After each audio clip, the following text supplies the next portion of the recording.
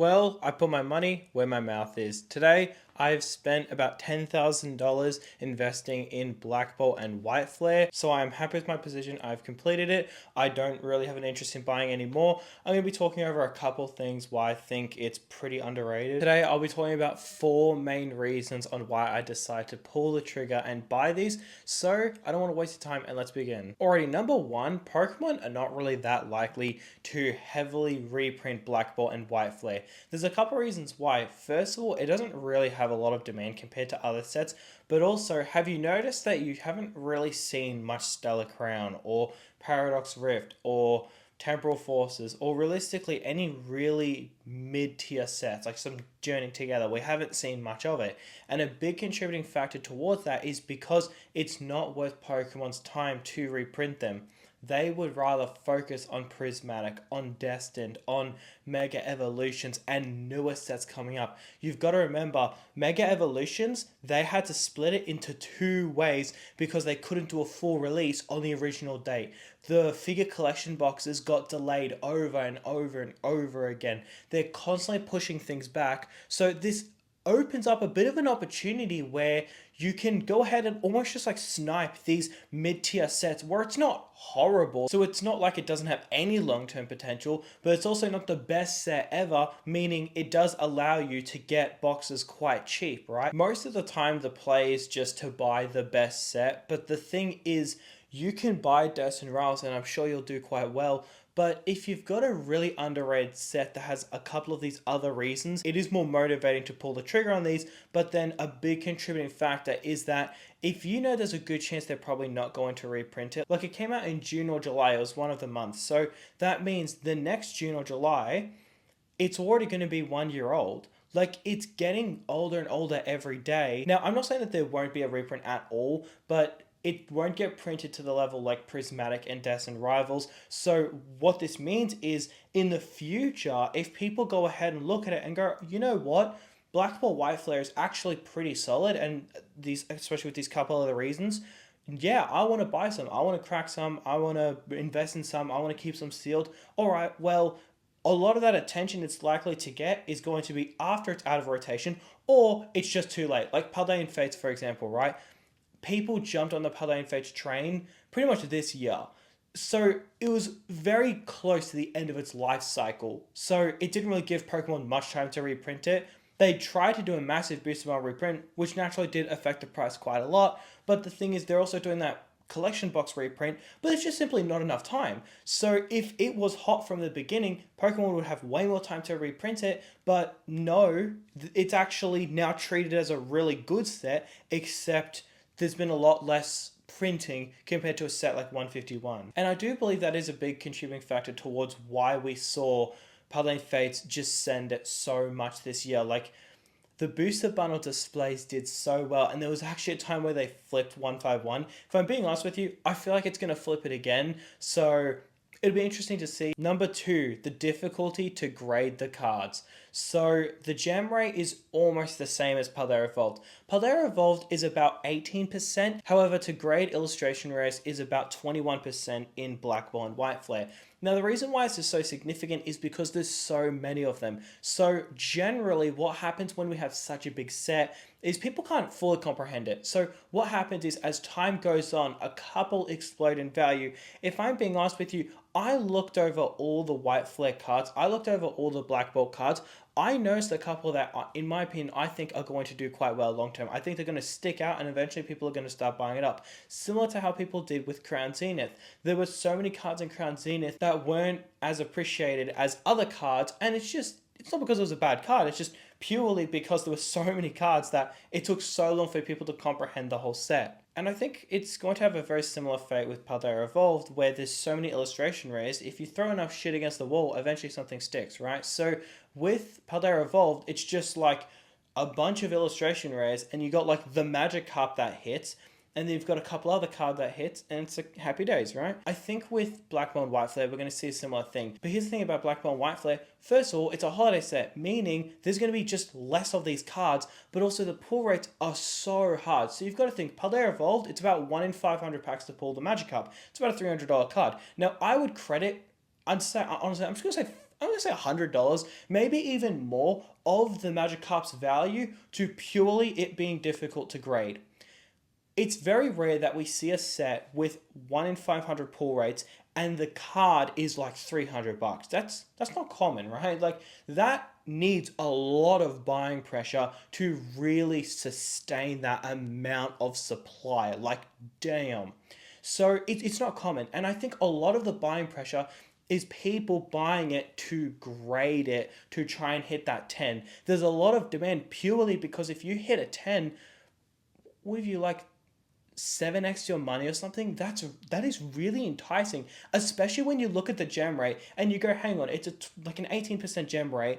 If I buy 7 near mint cards that I all thoroughly inspect, one of it might hit a 10, so then that pretty much pays for all the other 6 or 7 cards, and then all those other cards is just pure profit, right? So it drives up the demand for it. So we could see this with Black Ball and White Flare, but just to a whole nother level. I'll use the Boogamoo as an example, right? The card has cooled off. Not really. The raw price has cooled off. Absolutely. The PSA 10 price hasn't really gone down. And a big contributing factor is just it's so rare as a PSA 10. Think about it. When you watch YouTube videos of people opening up vintage, when you watch videos of realistically people opening up whatever Pokemon, when they hype up the price of it, or just honestly, just videos in general, people now use PSA 10 pricing. See, PSA wasn't as relevant with Sword and Shield. Now, PSA was incredibly relevant then, but the thing is now it feels like everybody grade. And honestly, something that made people not want to grade was just the difficulty to grade it. It wasn't necessarily difficult, but it was very finicky, right? It was very like, you had to print out a piece of paper, put it inside of the grading. Look, okay, me personally, I did tons of subs on my own. It's not that difficult. People are just dumb. Like, I'm just going to give it to you straight. But it was, honestly, yeah, if you look at it from a business perspective, there was a problem. The solution was a middleman service. And now that it's in a sense available to everybody, even though it always was, but in a sense it's available to everybody because it's now more convenient and it's easier. Now we're seeing everybody being aware with grading. So it's very different in this day and age. So back in the day, like if you pull a Moonbreon, it's like, oh my goodness, that's a $500 card. Now you pull a Moonbreon and it's like, oh my goodness, that's a $3,000 card as a 10. And it's like, dude, why are you saying as a 10? We don't even know if it is even going to get a 10. Or like you can see on the video that it's like visibly like off center, or like you can see damage on the card if it's a vintage pack, and people go, oh, as a 10 that's a $20,000 card, and it's like, yeah, well, like, okay. So it's been so embedded in the culture with Pokemon that when people look at Paldea Evolved and they go, you know what, I'm going to crack a $400 booster box, or when it was basically at its all-time high, it was like $450 at one point, which is insane, especially when you look around and you see way better sets that aren't really that price, and they're not really that far away from each other in age, right? Like, you look at Scarlet and Violet, I'm not saying that it's better than Paldea Evolved, but dude, come on, man, if I'm being honest with you, it's not a whole ton worse. Like, it does have some good cards inside, but you do understand if that Gardevoir was an illustration rare, not an SIR, there's a good chance that Gardevoir would be like $1,000 as a PSA 10, right? Which then would drive up the price of Scarlet and Violet base. Honestly, the SIRs, great, but with Paldea Evolved, you kind of just want to look at the illustration rares. So with Paldea Evolved, a lot of the price that it's at is honestly because it's such a thrill to open up, right? Like, you have like a 1 in 10 chance or a 1 in 15, no, I think it's about a 1 in 10 chance to pull an illustration rare, but it's like, okay, you have a 1 in 10 chance per pack to pull an illustration rare. The Magikarp is the same rarity, and if you get that as a PSA 10, that's like a $2,000 card or $3,000 card, whatever the price of it is. So there's a thrill to it, right? Rather than like Sword and Shield, where it's like if you open up Astral Radiance, even if you pull the top chase out of like a booster box as a PSA 10, it doesn't even pay for the box. I mean, you have to pull it multiple times and get a PSA 10, and then it would pay for the box. But with Magikarp, it's different. It's like you pull one Magikarp from a Paldea Evolved booster box, get a PSA 10, and you've paid for practically like not an entire case, but close to that. So that level of thrill isn't going anywhere. And a big contributing factor why this is so important is we can all agree that opening up Pokemon packs to a certain degree is gambling. there was like a very small degree where it's not really, but once it's more than like 5 or 10 packs, and more importantly, once people really get sucked into it, I think that's honestly, I would label it as gambling. Now, a lot of people don't have a problem with it. Me personally, I don't really care what people do. But you've got to look at the meta, right? You've got to look at what sells. If the thrill of expensive chases sells more than Rebel Clash because it doesn't have an expensive chase, all right, well, the same will sell as a set with difficulty grading versus not difficulty grading, right? So when you look at a set and you go, oh my goodness, this is an expensive chase, all right, you've got like multiple questions to ask. Does it have popular Pokemon? Yes. It does have difficult pull rates? Yes. But then, like, another question you can ask, which is being asked recently, is does it have difficulty grading? And then people go, yeah, it does have difficulty grading. So then it's something that can drive up the price versus in the past where like with Sword and Shield, the grading was so easy and it was so good that it wasn't even a question. So already number 3 is that Gen 5 as a whole, which is black and white, is getting much more attention. It's pretty much been hibernating for a pretty long time, but it's getting a ton of attention right now. So we have the Jane Together Enhanced promo, but now we also have the other side, which is the Zekrom, so N's Zekrom, coming out in Mega Dream. So you can see that it's continuously getting attention, and this is really, really good. Someone correct me if I'm wrong, but I'm pretty sure out of all the things that Pokemon do, like games, anime, plushies, all of those goodies, I'm pretty sure the card game is the most popular out of all of them. But more importantly,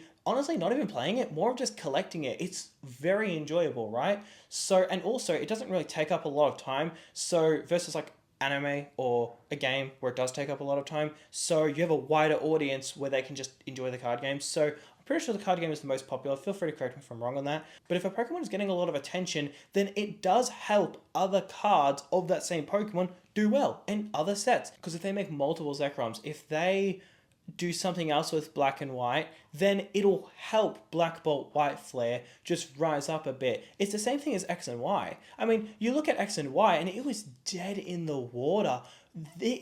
All the boxes just did not move up. Man, they struggled. There was one point, I think it was 2025, I was about to say 2026, I think it was like 2022 or 2023, it was something like that, and it was like the bottom for Pokemon, and only like 2 Flash Fire booster boxes sold like the entire year. Like, it was depressing, man. It was just dead in the water. But Pokemon, obviously with 2025 and the whole craze happening, but mainly Megas being remade, then the specific Mega era did really, really well, and they did exceptionally well. So yeah, that's the thing about Black and White, where the more attention they give it, first of all, if they make more cards, people who grew up playing Black and White, which honestly, I don't know why I'm saying that like those people are 40 years old. Those people are realistically like 25, if I'm being honest. But those people who grew up, probably even less, but anyways, people who grew up playing Black and White, they may hear about it and go, oh, there's one new set. Well, they don't hear about it. But then if there's like multiple cards of Zekrom or multiple cards of Reshiram, then that can bring that person back to collect it and so on and so forth. It's very healthy when Pokemon make a lot of a Pokemon in a short period of time. I feel like it's a good thing. It does help the popularity of that as a whole. I just want to quickly say before we continue this video, if you're interested in One Piece investing videos, I'm also doing that on another channel, so make sure to subscribe to that. I haven't uploaded any videos yet, but I guess make sure to just subscribe just so when I do, you can see it. So that's that. And also, if you're new here, make sure to do subscribe if you're enjoying the content. I appreciate it. But anyways, number 4. The benefit to getting early on a set is you can get premium items. Sometimes those premium items can actually outperform other items like, let's just say, prismatic poster collections. So I'll give you an example, right? So I will, how am I going to do this? All right, well, I've got 2 PC ETBs here. If you couldn't tell, they're PC ETBs, not just normal. I don't know how I'm going to do this, man. All right, so for anyone who's listening and not watching, I'm just holding up a bunch of Pokemon Center ETBs.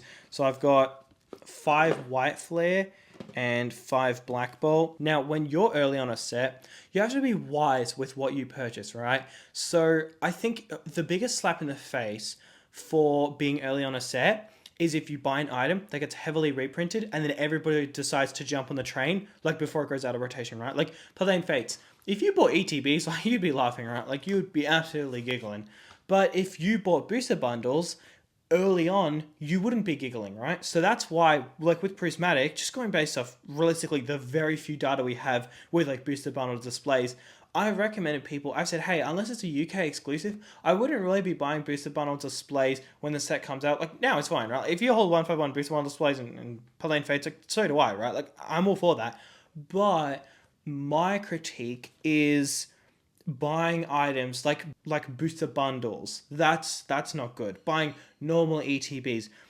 There's nothing inherently wrong with buying normal ETBs, and if they do continue the trend of 151, they will short print the Black Ball and White Flare ETBs. Just the only problem is that with Prismatic, they haven't short printed it, which makes sense. Like, on this channel, a very early conspiracy that I get slandered for just going against the wave a lot of the time, like Phantasmal Flames and the McDonald's Pikachu. One of the first things I got slandered was, I was saying, like, guys, you do realize Pokemon is going to reprint ETBs, like Prismatic ETBs, and people saying, like, oh no, they might, like, with 151 ETBs, they might short print it like they did with that. And I'm like, dude, that is a completely different time. You cannot compare them. That was one of the first things I got slandered on this channel. I get slandered a lot on this channel, but anyways, that didn't really age that well for people who were buying it intending for it to be short printed, which it's still a good item. It's absolutely, but if you're walking into it expecting to get short printed, yeah, I got bad news for you, pal. But anyways, that's the problem, right? So like with Black Bone, White Flare, you could be absolutely right on it. Sorry, I'm gonna take this. This is really heavy. You could be absolutely right on something, but if you buy the item that gets printed a lot, like, dude, if they decide to print ETBs and, you know, maybe it's a good set, but it's like the market cools off a bit and the market chills out, so then like they do a massive reprint and then ETBs go from like 150/200, let's just say in 2 years time, to like $70. Well, then all of that like predicting that you did is just wasted. Meanwhile, PC ETBs is less likely to get reprinted, so it's always good to buy those items that, going by history, get printed the least. And PC ETBs is the best bet because it's not that it's only up from here, but it pretty much is only up from here. They've very rarely done a second wave. Now, I do have a case of booster bundle displays. If I'm being honest with you, it's over in the corner over there. I've got a bunch of other heavy boxes stacked on it. Don't worry, they're all in bubble wrap and they're all protected, so they're not damaging each other. But I can't even be bothered getting out, so I apologize, guys. Actually, no, never mind. Honestly, you guys only deserve the best content, so I'll make sure I'll bring it out. But yeah, this is a UK exclusive booster bundle display case, and you know what's funny? It's actually already doing numbers. I find that very interesting that this item is already going up. Like, it's slowly but surely being wiped out, and I think the reason why is because people are somewhat warming up to Black Bolt and White Flare. I noticed that this month specifically, a couple of other content creators made videos about it and bringing up the idea like, hey, maybe this is underrated. Now, are they just making another video to fill the void, like of the upload they need to do? Maybe. Or do they actually believe in it? Maybe. Honestly, me personally, I do prefer to put my money where my mouth is, so that's why I did buy this. But yeah, so it's not necessarily an item that will get short printed because they could print booster bundles for a long time. But you just got to think about the accessibility to get sealed displays. First of all, you have to be in the UK, which is a pretty small country, so you've got that. But then you've also got to get sealed displays, which is, I would probably say, is more difficult than just being in the UK. Like, the chances that you're in the UK is whatever percentage going by the population. But I would say the next difficult task is just obtaining them sealed. They're very difficult to get sealed. So the supply of it is virtually nothing, right? So like in Australia, only one has sold since release. That's pretty insane. And it sold for about 900-ish bucks. That's what it's auctioned off for here in Australia. So I bought it off someone who imported it. Now, because obviously it's getting shipped from the UK, it is expensive. So I bought the case for 7,200 AUD. Converting that to USD, I think it's about $4,000 USD, about to that range. Man, that is a tricky one to, because if it's $10,000 USD, it's just 15,000 AUD, right? So like, it's very easy to convert it, but that is a really weird number. So I think it's about $4,000, just going to the top of my head. So that's a really good price, but this kind of item is just a nice condensed amount of value. It's very small, so storage isn't really a problem. It's in the case, so it's not getting damaged. The boxes are safe and sound in there. They're in bubble wrap, so that's great. So everything about it is just so easy going, right? So it's, yeah, I mean, it's $10,000.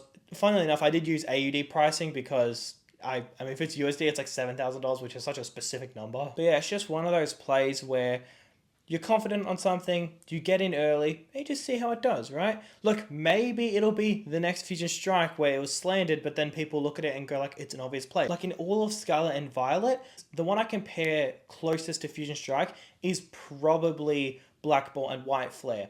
The reason why is there have been a couple sets like Paldea Evolved and Paldean Fates where the top chase wasn't really that expensive, then it became expensive. Like the Bubble Mew, you could argue is the Fusion Strike, right? Like you can argue that, but why I pick Black Ball and White Flare being the Fusion Strike of Scarlet and Violet is because the chases were already expensive. There was already a demand for the chases. The collectors love it. Like, I don't know if you've checked the booster pack price, but it's one of the most expensive booster packs in Scarlet and Violet. They're pretty pricey. So the collectors love opening it. The collectors love collecting the set. It's a very fun set to collect. It's quite popular with the collectors, similar to how Fusion Strike was, but also the ports were difficult, just like Fusion Strike, and the cards were expensive. That's the thing that I really could not wrap my head around. I've said it, honestly, I say it on my channel a lot, but the set I went the most heavy on was Fusion Strike. Now, a big reason towards that is because I really don't know what the reason was, but I was new to Pokemon when Fusion Strike was out. I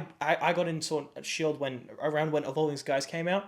So Fusion Strike for me, when I got into the investing space, like realistically, you don't just immediately start investing in Pokemon. Like, you know, you open up packs and so you don't just immediately start investing. So when I got to investing and I had all the Sword and Shield sets to pick out, I picked Fusion Strike heavily, and the reason was because it was just the cheapest box with the most expensive hits, right? Like the ratio was really good, and I would post it online talking about it, and people would say that I shouldn't invest in that, and I should invest in other stuff like Lost Origin or Silver Tempest, and they weren't exactly wrong, like those are good investments, but Fusion Strike ended up doing the best, and I was just so confused. I was like, but why? It's got expensive chases, right? Like that's just how I compared it, right? So that same strategy that worked, I kind of feel like it's just the same. The difference with other sets is a lot of times the singles rise up in price and then people go, I want to crack that now. The difference is Black Ball and White Flare is very similar to Fusion Strike where it already won over the collectors. Gengar has always been a popular Pokemon. Espeon has always been a popular Pokemon.